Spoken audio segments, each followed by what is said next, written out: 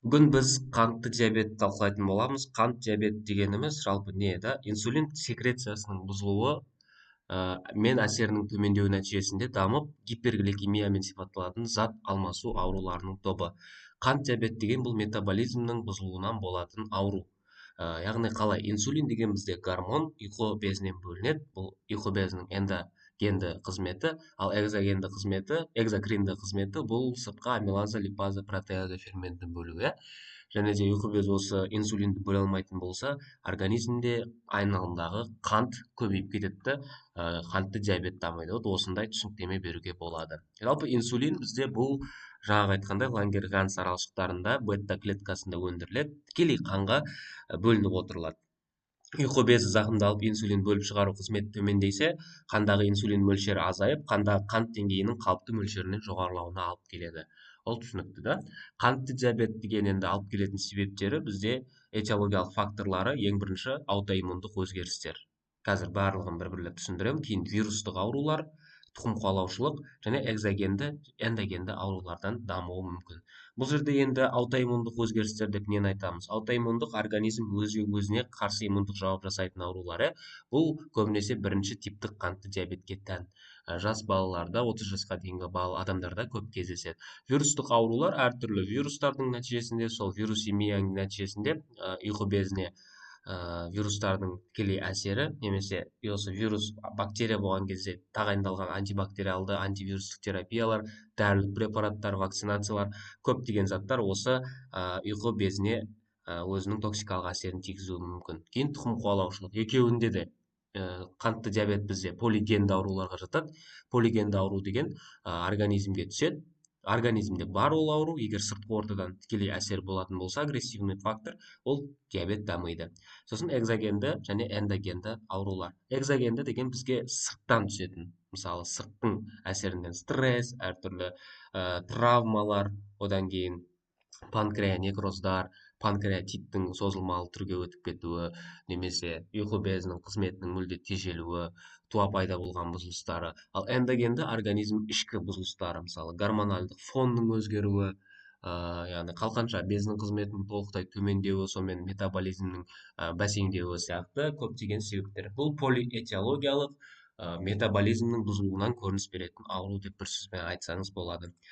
Келесі қант диабет енді классификациясы өте маңызды. Инсулинге тәуелді бірінші тип, жасөспірімдік деп те аталады. Инсулинге тәуелсіз екінші тип.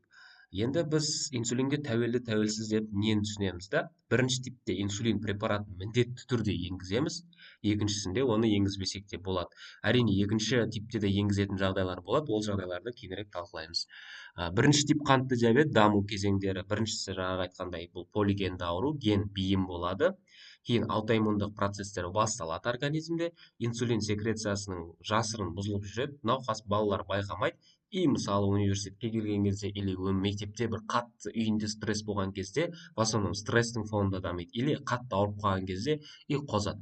Инсулин секрециясының жасырын бұзылысы, кейін глюкозаға толеранттылықтың бұзылысы, организмде айналып жүрген глюкозаның саны тамақ ішкеннен кейін де ішпегенде де жоғары болып тұрады. Диабет бірінші тип, кейін бета жасушалардың толық қирап жойылуы осындай кезеңдерден өтеді. Енді бірінші тип қант диабеттің қандай клиника симптомдары бар? Бастапқы мерзімде көріністері инсулин тапшылығына қатысты да айқын шөлдеу, полидипсия, полиурия. Не үшін айқын шөлдейді? Себебі өте көп зәр шығып жатыр, полиуриямен. Содан кейін шөлдеу орталығын қозып, бізде суды талап етіп жатыр. Арықтайды. Не үшін арықтайды? Себебі бізде метаболизм науқаста дұрыс емес. Тамақ құрғауы бұл шөлдеуден болады. Шаршау, себебі орталық жүйке жүйесіне глюкоза сіңіп жеткіліксіз болып қала береді. Одан кейін тәбеттің жоғарылауы. Тәбет не үшін жоғарылайды? Себебі қандағы глюкоза сіңірілмей жатыр, тіндерге тасымалданбай жатыр, одан кейін энергия жоқ. Кейін организм ойлайды, мен ашығып жатырмын деп, и тәбет қосылып кетеді. Содан бізде тәбеттің жоғарылауы байқалады. Ағымын үш кезеңге бөлеміз: потенциалды диабет, жасырын диабет, анық қант диабет кезеңі. Балада қанда глюкоза мөлшері өседі, гипергликемия глюкозурияға алып келеді. Зәрдегі глюкозурия, біз зәр шығару жүйесінде өттік қой, не үшін глюкозурия болатын, оны қазір талқылап отырмаймыз. Глюкозурия гиперстенурияға алып келеді, и полиурияға алып келеді, себебі глюкоза бізде осмостық өнім, ол өзімен бірге суды тартып жүреді. Қан көлемі азайып, полидипсия дамиды. ағзада кетондық денелер жиналып, сілтілік қышқылдық орта ацидозға қарай ығысып кетуі мүмкін.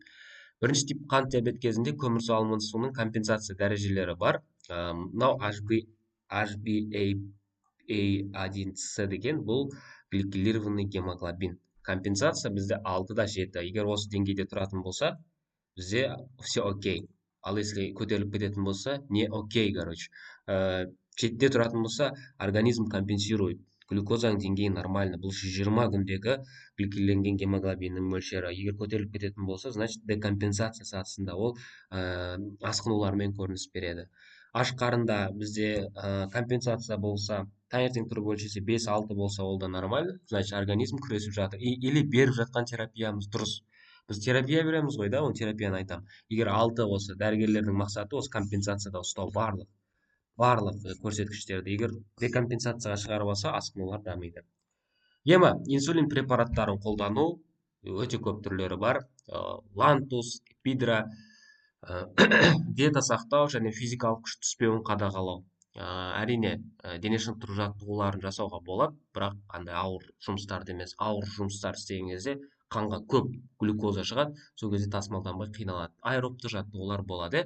9-шы диета, оны білесіздер, кәмпит, қант, бидай ұны, құрма, қарбыз, тәтті өнімдердің бәрі алынып тастайды. Қара нан, қара құмық, арпа, сұлы картоп, капуста, сәбіз, қызылша деген өнімдерді беруге болмайды деп айтады. Себебі өте ауыр сіңіріледі. Бұлардың өздеріне тән диетасы бар. 9-шы диетаны қарап оқып алыңыздар да. Одан кейін инсулин дозасы қажет бұл жерде.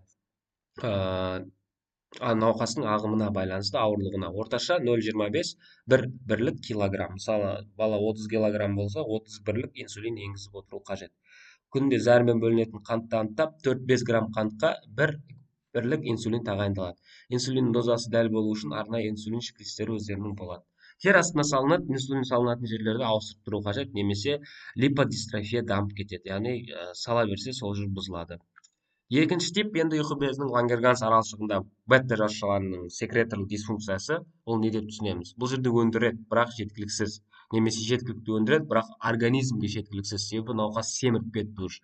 Май тіндері өте көп глюкозаны қажет етеді, инсулинді қажет етеді. Сол себепті бізге инсулин попросту жетпейді. Бір сөз, все. Дисфункция өндіріледі, немесе өте аз өндіріледі, или толық өндіріледі, бірақ организмге жетпейді. Бұл сөйлемде осыны айтқым келді сіздерге. Келесі, қант диабет екінші типі инсулинге резистент нәтижесінде дамиды. Резистентность деген не? Яғни инсулинді өзінің тіні өзі қабылдай алмай қалады. Май бұлшық ет бауыр инсулин әсер ететін инсулин рецепторлары бар.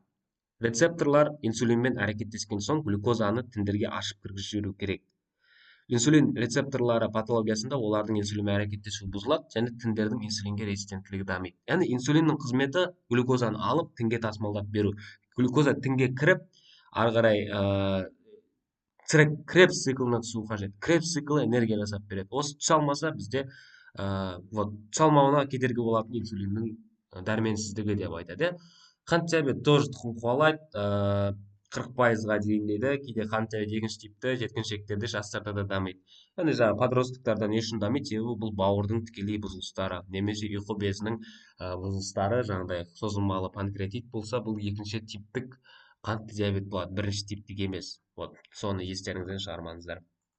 Шағымдары. Жалпы бұлшық еттік әлсіздік, энергия түзілуінің тапшылығы, бұлшық еттік гликоген және белок тапшылығының байланысы не үшін? Себебі Кребс цикл дұрыс емес, энергия жеткіліксіз. Энергия жеткіліксіз болса, бүкіл метаболизм бізде әлсірейді. Содан кейін адам әлсіз болып жүреді. Шөлдейді, шөлдеудің механизмін түсіндірдік. Ауыз құрғайды, түнде де күндізде жиі көлемді зәр шыға береді. Себебі полиурия, жаңағыдай глюкоза қаннан зәрге кеткеннен ол өзімен бірге сұйықтық тартып кетеді. Тәбет ашылуының да патогенезін айтып түсіндірдім. Диагностика: қанның жалпы анализі, лейкоцитарлық формула, зәрдің жалпы анализі, жалпы глюкозаның деңгейін анықтау. Бұл гликемиялық профиль жүргізу. Аш қарынға таңертелік астан 2 сағаттан кейін, обедтен кейін, кешкі тамақ алдында, осындай уақыттарда ұйықтар алдында күніне 3 рет гликемический профиль олар өзі күнделікке жазып жүреді. гликемиялық жағдай тұрақтанғанша сағат бойынша бақылау қажет. 10-15 анықтау. Күнде 1 сағат сайын анықтайды басында. Одан кейін 3 сағаттан кейін анықтайды. Себебі бұл біз осылай графикті көріп отыруымыз қажет. Жалпы холестерин деңгейін анықтау, себебі ол науқастар екіншіде семіздікпен жүреді.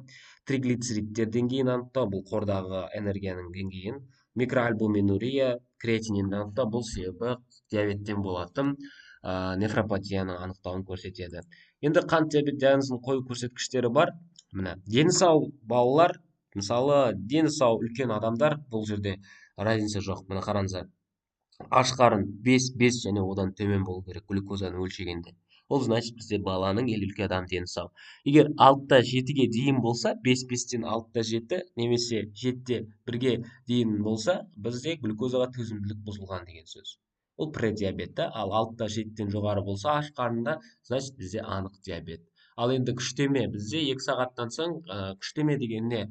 Өздері 75 миллилитрлік глюкозаны іштіреді, одан кейін 2 сағаттан кейін байқайды. 2 сағаттан кейін 7-8-ден төмен болса, дені сау. Ал егер 7-8 пен 11-де 1-ге дейін болса, бұл глюкозаға төзімділіктің бұзылуы.